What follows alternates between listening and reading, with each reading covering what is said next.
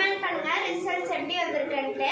Like பண்ணுங்க, share பண்ணுங்க, comment பண்ணுங்க. மறந்துடாம சப்ஸ்கிரைப் பண்ணுங்க. இன்னைக்கான ரெசிபி வந்து உருளைக்கிழங்கு மசாலா. வாங்க ரெசிபி இன்க்ரீடியன்ஸ் பண்ணுவாங்க. உருளைக்கிழங்கு ஸ்மாஷ் பண்ணி வச்சுருக்கோம்.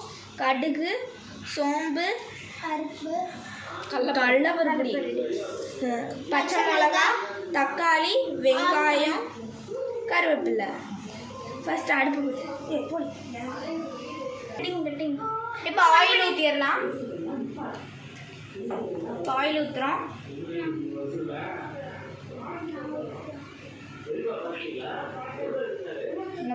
இன்னும் கொஞ்சம் ஊற்று.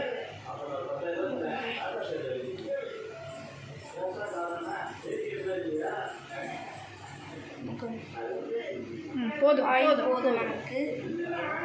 ஆயில்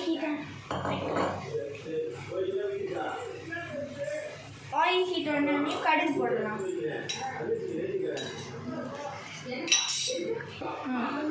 சரி, அவள் போட்டு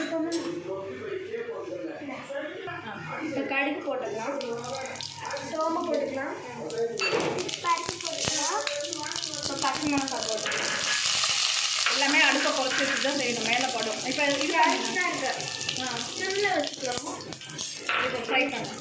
இரு இப்போ போடக்கூடாது. ஆனியன் இதை பண்ண அது பண்ண அப்போ நல்லா வதக்கிக்கலாம். கடலைப்பருப்பு நல்லா ப்ரௌன்ஸாக வரணும். என்னங்கிறத லக்ஷணா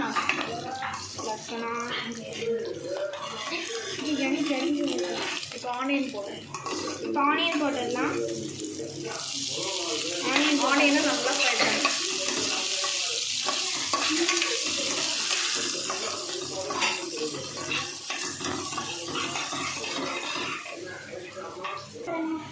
இப்போ தக்காளி கொட்டிடலாம்.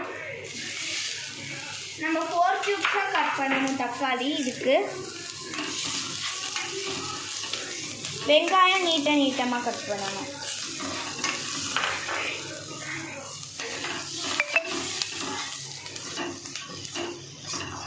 அப்புறம் கடல மாவு கரைச்சி வச்சுக்கணும். இப்போ ஸ்மாஷ் பண்ண பொட்டேட்டோ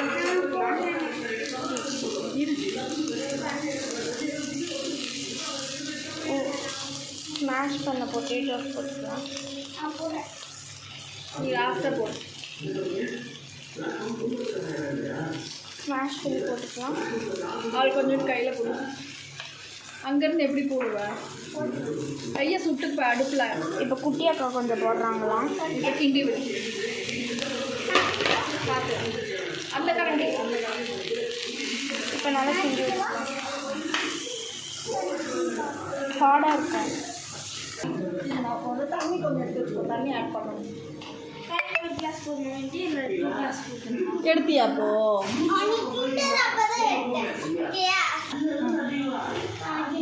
இப்போ மஞ்சத்தூள் போட்டுடலாம். தண்ணி கொஞ்சம். இப்போ கொஞ்சம் தண்ணி ஊற்றிட்டு கிண்டிடலாம். எட்டாவது லட்சம்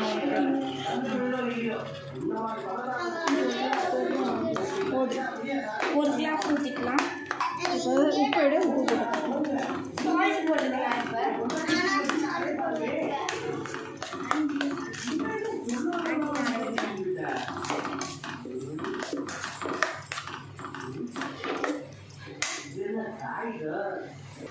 இப்போ சால்ட் போட்டுக்கலாம்.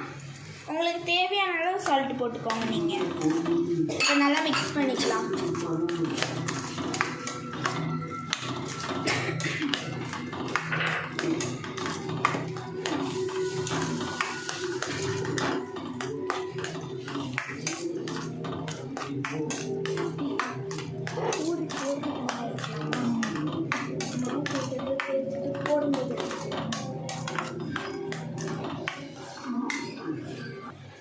இப்போ கடல மாவு 5 மினிட்ஸ் ஆனோடனே கடல மாவு கரைச்சி ஊற்றிக்கலாம். அப்போ தான் கிரேவி திக்காக வரும் நமக்கு. ஊற்றியாச்சு. இப்போ நல்லா மிக்ஸ் பண்ணிக்கலாம்.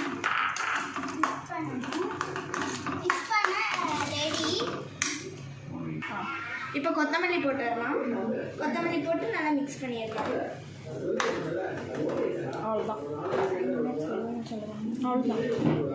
இப்போ நம்மளோட மசாலா ரெடி. ஃப்ரெண்ட்ஸ், அங்குதா பலிகார்டு கொடுத்துடலாம். Okay thank you.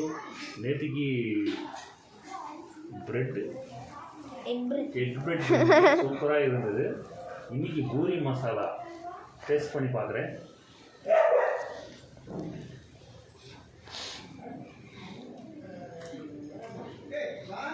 சூப்பராக இருக்குது. நீங்களும் சாப்பிட்டுட்டு லைக் பண்ணுங்கள், ஷேர் பண்ணுங்கள்.